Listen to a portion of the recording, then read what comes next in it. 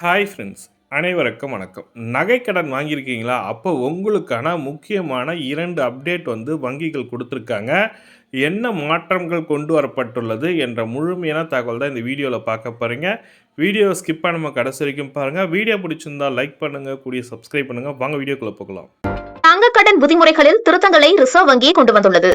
வெளிப்படைத்தன்மையை மேம்படுத்தவும், கடன் வாங்குபவர்களை பாதுகாக்கவும், சந்தையை ஒழுங்குபடுத்தவும் இந்த விதிமுறைகளை மாற்றியுள்ளது. வங்கிகள் மற்றும் வங்கி அல்லாத நிதி நிறுவனங்கள் நகைகள், நாணயங்கள், தங்க பத்திரங்கள் அல்லது தங்கம் சார்ந்த பரஸ்பர நிதிகள் போன்ற எந்த வடிவத்திலும் தங்கம் வாங்குவதற்காக கடன் வழங்க தடை விதிக்கப்பட்டுள்ளது.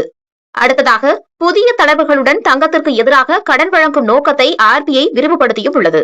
இப்போது தங்கம் அல்லது வெள்ளியை மூலப்பொருளாக பயன்படுத்தும் அனைத்து உற்பத்தியாளர்களுக்கும் இது நீட்டிக்கப்பட்டுள்ளது. 3வது மற்றும் 4வது அடுக்கு நகரங்களில் உள்ள சிறிய நகர்ப்புற கூட்டுறவு வங்கிகள் இப்போது தங்க ஆதரவு கடன்களை வழங்க அனுமதிக்கப்படுகின்றன. மேலும் கோல்டு மெட்டல் லோன் திருப்பி செலுத்தும் காலம் 270 நாட்களாக நீட்டிக்கப்பட்டுள்ளது. அடுத்ததாக, இந்திய ரிசர்வ் வங்கி தங்க உலோக கடன் திட்டத்திற்கான வரைவு கட்டமைப்பையும் வெளியிட்டு அது குறித்து பொதுமக்களின் கருத்துக்களை வரவேற்றுள்ளது. தங்க நகைக்கடன் மதிப்பை பொறுத்தவரை புதிய விதிமுறைகளின் கீழ் 2.5 லட்சம் வரையிலான கடன்களை தங்கத்தின் மதிப்பில் 85% வழங்கலாம். அதேபோல 2.5 லட்சத்தில் இருந்து 5 லட்சம் வரையிலான கடன்களுக்கு வரம்பு 80%ஆகவும், 5 லட்சம் ரூபாய்க்கு மேல் உள்ள கடன்கள் 75%ஆகவும் நிர்ணயிக்கப்பட்டுள்ளது. இதன் பொருள், கடன் வாங்குபவர்கள் இப்போது தங்கள் கடனின் அளவை பொறுத்து வெவ்வேறு கடன் மதிப்பு விகிதங்களை பெறுவார்கள். 2026வது வருடம் ஏப்ரல் 1ஆம் தேதி முதல் அமலுக்கு வரும் வகையில் புதிய விதிகளின் கீழ் கடன் வாங்குபவர்கள் இப்போது 12 மாதங்களுக்குள் அசல் மற்றும் வட்டி இரண்டையும் திருப்பி செலுத்த வேண்டும். முன்னதாக பலர் வட்டி தொகையை மட்டுமே செலுத்தி கடன்களை புதுப்பிப்பார்கள். தாமதங்கள் மற்றும் கடன் திருப்பி செலுத்தும் சுழற்சியை தடுக்க இந்த நடைமுறை இப்போது நிறுத்தப்பட்டுள்ளது. தங்க கடன் திருப்பி செலுத்தும் சுழற்சியில் அதிக ஒழுக்கத்தை கொண்டு வருவதே இந்த நடவடிக்கையின் முக்கிய நோக்கமாகவும் இருக்கிறது.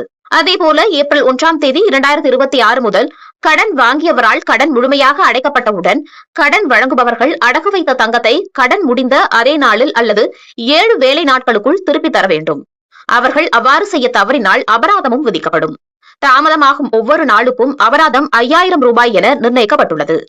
இந்த நடவடிக்கை கடன் வாங்குபவர்களை பாதுகாப்பதற்கும் அவர்களின் தங்கத்தை சரியான நேரத்தில் விடுவிப்பதை உறுதி செய்வதற்கும் பொருந்தும். அடுத்ததாக, ஒவ்வொரு தங்க கடன் ஒப்பந்தத்திலும் கடன் வாங்குபவர்களுக்கான முக்கியமான விவரங்களை தெளிவாக குறிப்பிடுவது கட்டாயமாக்கப்பட்டுள்ளது. இதில் பிணையம் மற்றும் தங்கம் எவ்வாறு மதிப்பிடப்படுகிறது என்பது பற்றிய தகவல்களும் அடங்கும். அடமானம் வைக்கப்பட்ட தங்கத்தின் எந்த ஒரு ஏலத்திற்கான விதிகள் மற்றும் காலக்கெடுவையும் ஒப்பந்தத்தில் குறிப்பிட வேண்டும். கூடுதலாக, கடன் முடிந்தவுடன் தங்கத்தை திருப்பித் தருவதற்கான காலக்கெடுவையும் குறிப்பிட்டிருக்க வேண்டும். கடன் வழங்குபவர்கள் கடனுக்கான தங்கத்தின் உள்ளார்ந்த மதிப்பை மட்டுமே கருத்தில் கொள்வார்கள். இதன் பொருள், தங்கத்தில் இருக்கக்கூடிய கற்கள், ரத்தினங்கள் அல்லது செய்யும் கட்டணங்கள் மதிப்பீட்டில் சேர்க்கப்படாது.